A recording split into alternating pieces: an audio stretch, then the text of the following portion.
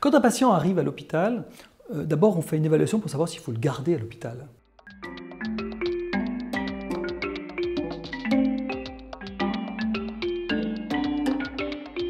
On n'a pas besoin de garder à l'hôpital une personne qui fait une petite grippe.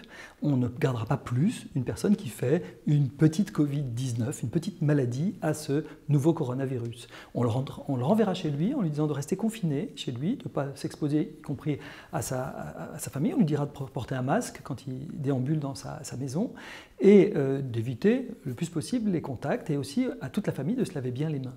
Mais s'il reste à l'hôpital, c'est parce qu'il a des signes de gravité qui nécessitent une hospitalisation, une surveillance en particulier.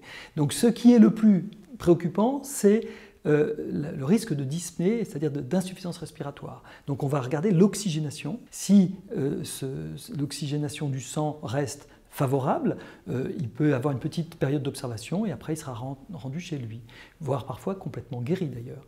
Et si au bout de 4 ou 5 jours ou de 6 jours souvent en moyenne, il arrive à faire une défaillance respiratoire, c'est-à-dire que véritablement il n'arrive plus à oxygéner son sang à cause de la pneumonie virale, alors là il va passer en réanimation et éventuellement il va avoir d'abord une oxygénothérapie, on va lui donner de l'oxygène, ou alors il va même avoir une ventilation mécanique assistée, on va l'intuber, le ventiler.